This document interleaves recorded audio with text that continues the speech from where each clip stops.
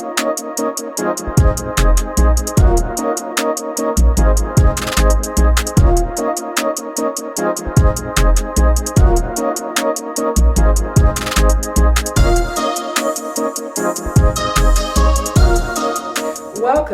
to For the Common Good with Juanita, a show where we inform, inspire, and empower our viewers, our communities, businesses, people just like you.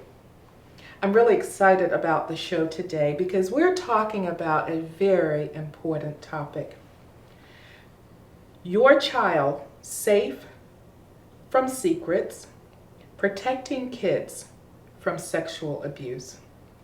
So I'll say before we start the show, you may want to, if your kids are in a room and you have concerns about them hearing the show of this nature or listening and hearing and seeing a show of this nature, then you may want to have your kids in another room, or you may want to go to another room. But I hope you will watch it because it's something that we all need to be talking about. We have the perfect guest on the show today. Tiffany Johnson is a seasoned physician assistant, and she's an author, a mom, a wife. She lives in the Hampton Roads, Virginia area, but has roots in northeastern North Carolina. She's passionate about educating parents and families and communities about protecting our kids. And what's more important than protecting our kids? Help me welcome to the show, Tiffany Johnson. Welcome to the show, Tiffany. Thank you for having me. I am so excited to have you on the show to talk about this very important topic. And your book, Your Child Safe from Secrets. Wow. So tell us, when we say child sex abuse,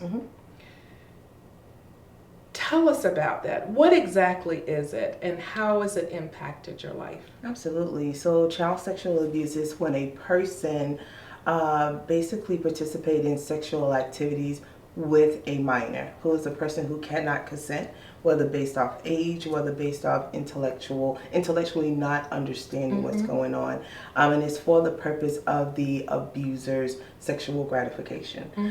Usually the abuser is a person that is an adult or an older child, but usually someone who's in the position of a caregiver or who should be caring for the kid, or in a position of power over the child. Okay. Yeah, and as far as it impacted my life, I mean, it has impacted it directly and indirectly. I recall when I was about 10 to 11 years old, being in church, and it was a part of the service where the pastor says, you know, go and greet your neighbor and welcome them to the church today. So I did this, and I remember turning around, and there was an older gentleman behind me. As I was going to reach my hand to shake his, he not only grabbed my hand, but my entire body and just engulfed me into his body. Oh, yeah. Yeah, and so, and I felt, you know, it kind of caught me off guard. So I felt a bit uncomfortable, and then his hand I felt on the small of my back. And as I was going to push away, because I knew, like, this hug is lasting. Right, it's not right. It's lasting too long. He reaches down and kisses me on my neck. Oh. I froze. And this is right in church? In church, I froze. And I remember, like, everything went blank.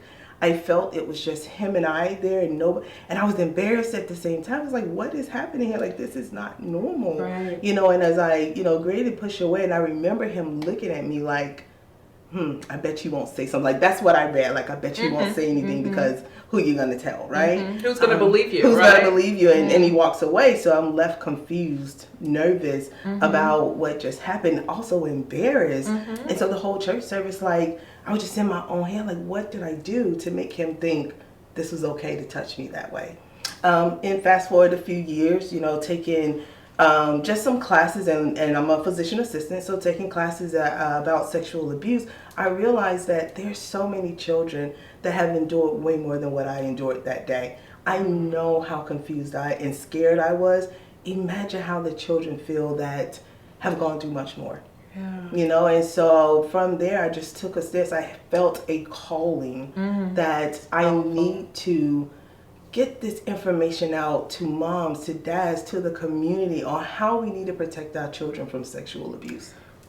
And this is why I wrote my book, Your Child Safe from Secrets, because I felt that's the best way to get the word out, to educate. We need to not shy away from talking about these topics that, affect our children and that could potentially change the trajectory of their lives. Absolutely. Yeah, sexual abuse in children can be prevented, and I believe it needs to be eradicated, and we can do that the more we know. Oh. It's a major problem, you say. And I think people watching the show might, think, well, what's the big deal? It's not happening that often. These are rare incidences. Right. What would you say about that? Oh. What are the stats? The stats are just mind-blowing. If you can't believe it or not, at least 1 in 10 children will be sexually abused by their 18th birthday. 1 in 10? 1 in 10. When I learned that, wow, I was compelled. I have to do something. And to be more specific, studies have shown that 1 in 4 girls and 1 in 6 boys have been sexually abused. Now, this is numbers that have been out there for a long time, and it's estimated, right? We've had a pandemic. Those numbers, you best believe, have increased because now we have children in homes where they don't have a break from their abusers because of virtual schools being closed. So I know those numbers will be higher. It's just a matter of, finding out, giving it time to see what they are. So it is a childhood epidemic to me. It's a childhood crisis that needs to be addressed. But we're not talking about it, and there's so much shame associated with talking about it. Yeah, and we need to change that because if we don't talk about it, then we can't solve the problem. We can't, right? And we leave so many children vulnerable, and that's as a parent, because I have 2 girls, and as a auntie, a cousin, I cannot sit and not talk to my children and not think that they may not be exposed to this or they may not be a victim. If we have that mentality, we do a huge disservice to our children. So you say that there are some factors that increase a child's risk of being abused. So I want to hear more about that. Sure. So one of the greatest factors I feel is having a child that does not know boundaries or doesn't know that they have the ability to set boundaries for their bodies and consent.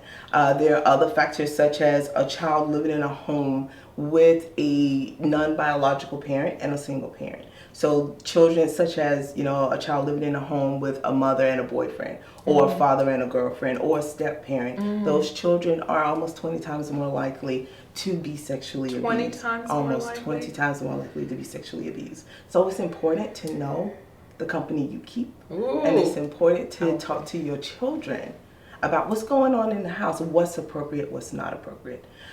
Children that are in homes of parents that have substance abuse issues, whether it's with illicit drugs or alcohol, mental health issues, children that do not have the supervision.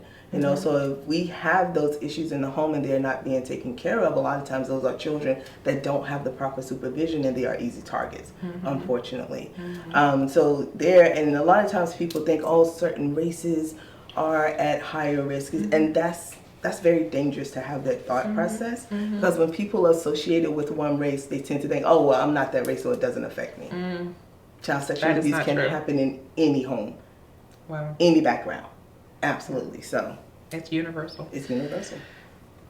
On that note, we're going to take a short break, and we're going to be right back.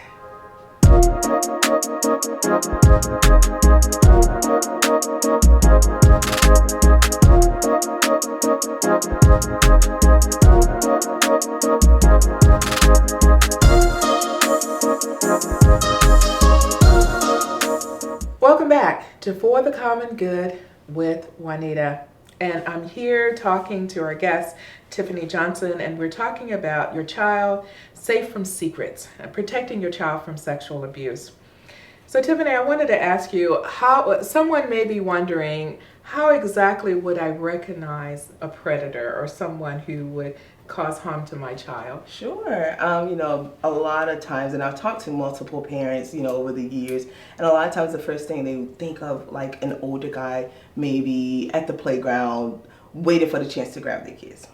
That's usually not the case, to tell you the truth. Like, that can happen, don't get me wrong, but most times a predator can look like you and I. You do not know what they look like. They come from all different backgrounds, all different races, socioeconomic backgrounds. I mean, they can be a grandparent or uncle or aunt. So there's not one specific characteristic to where you can say, oh, that's a predator. It doesn't work that way. So there's not one particular look that goes with a predator.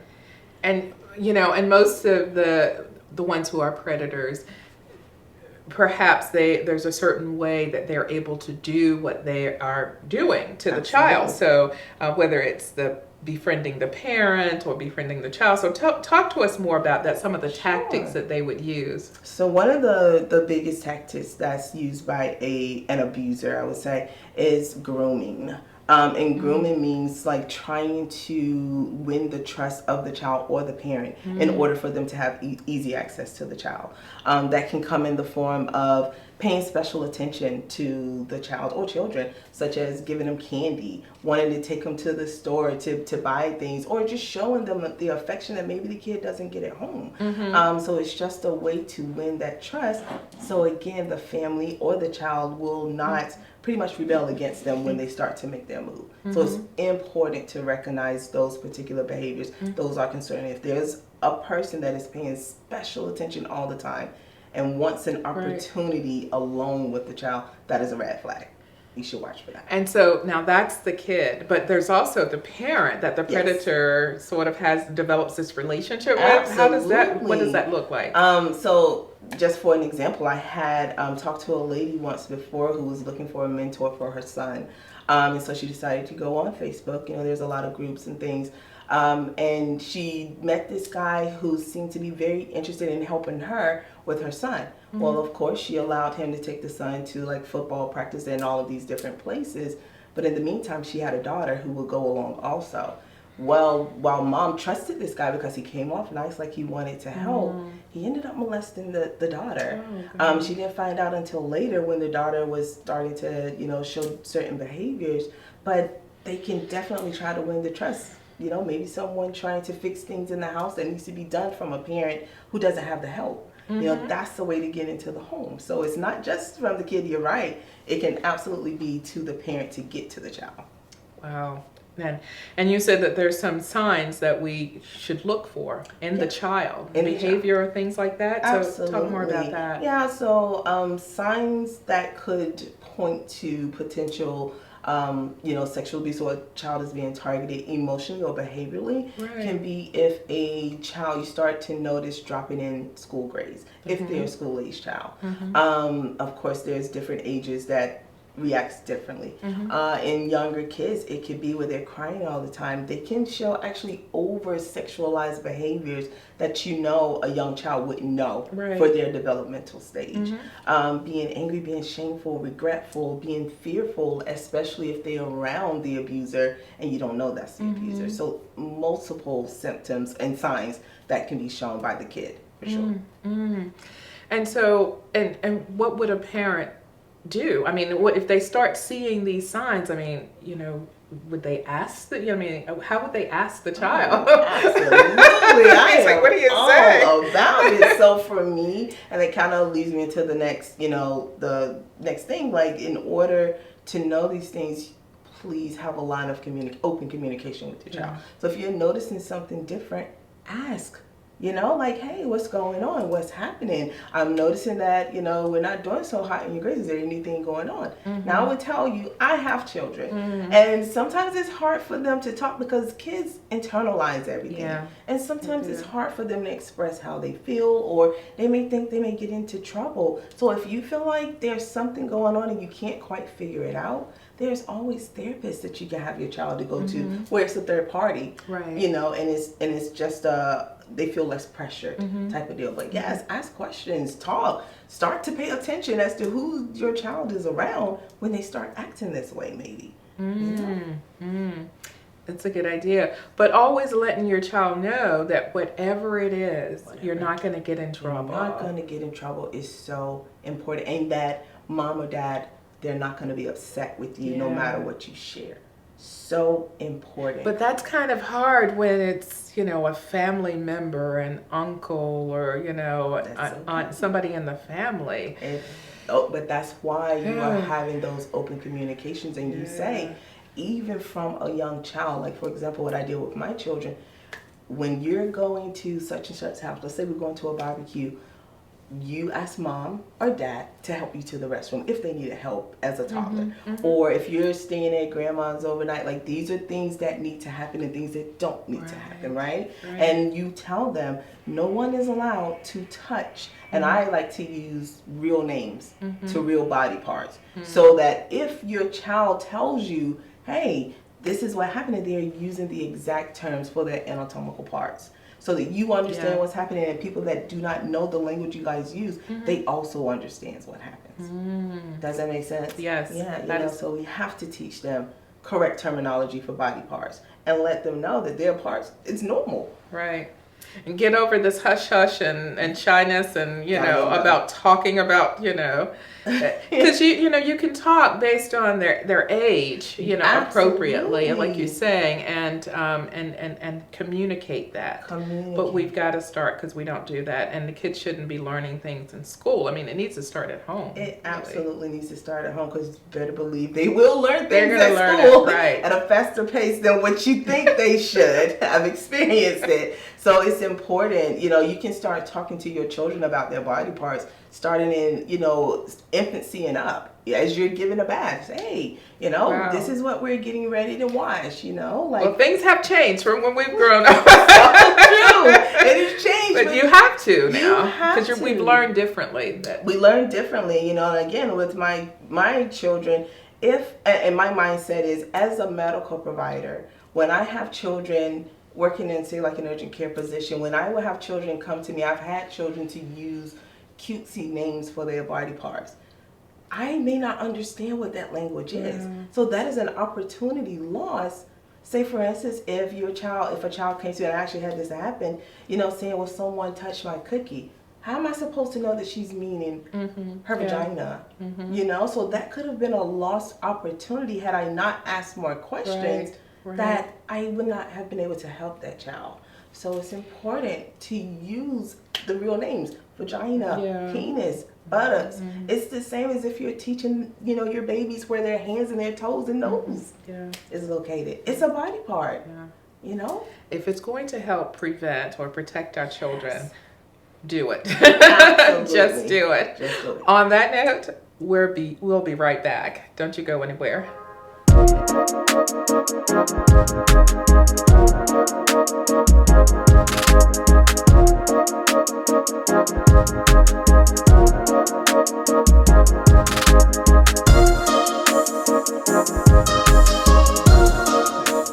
Welcome back to For the Common Good with Juanita. We're excited because we are talking about something that we really need to talk about: sexual abuse in children and how to protect them. Protecting our children. So important. So Tiffany, I want to ask you this question. What else can parents do? We've talked about a lot of things and how this happens, the predator's behavior, but what more can parents do to keep their children safe? So glad you asked, because this is the most vital part of what I teach. So I have, things that I say, communication is number one. Communication, education, how you respond, and how we can empower. When it comes to communication, like I said before, start young and talk often. And different ages, need to learn different things. It needs to escalate and progress in conversations as they get older. Start young with teaching body parts, the right names for it, letting children know. And you can even use something simple as where your bathing suit covers, no one should touch that area outside of mom and dad when they're helping you, maybe bathe and things of that nature. If you're talking to a school-aged kid, you want to continue to talk and even go into talking about sex. It's a hard topic, and I know, but so important, because kids need to know what's normal. When I say, I'm talking about age ranges like 8 to 17 years old. Right. As you progress, the conversations need to become more often and more specific. Because as you're dealing with teens, they're starting to go into the dating phase. There's now pressures with alcohol, with smoking cigarettes or vaping. There's issues with consent. So we need to teach them not only how to give consent for themselves, but to also listen to other people when they're giving consent. Because no means no. So we need to learn to teach that to our older children. When it comes to response, people say, well, what do you mean by that? Well, let's just say you're a trusted individual, right? And a child reports to you that something inappropriate has happened. It is important how you respond to that child.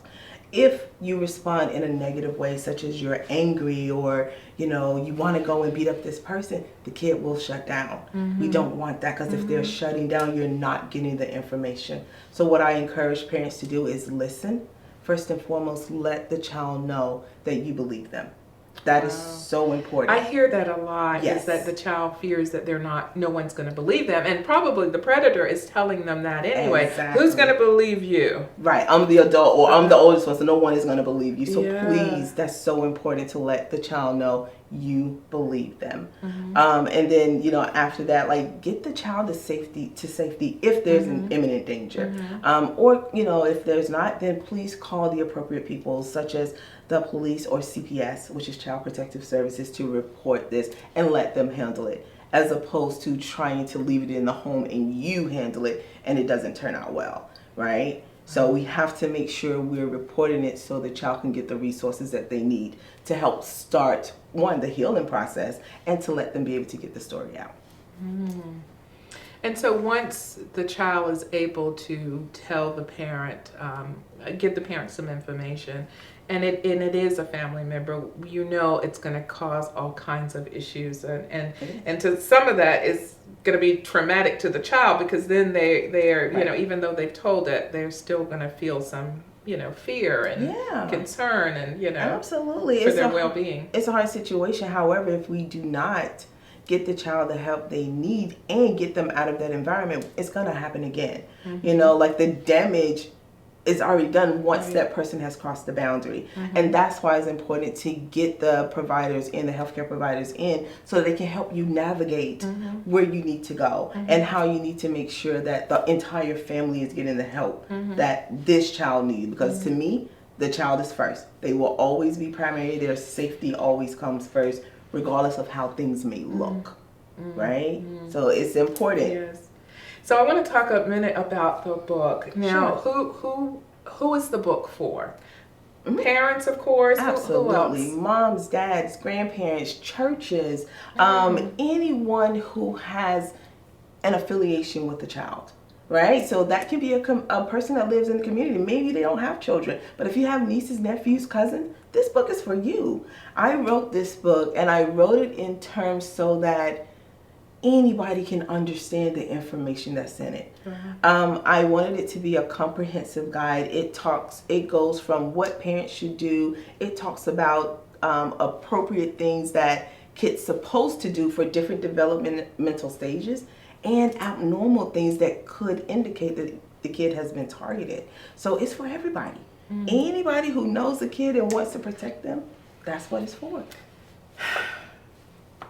Your child, safe from secrets.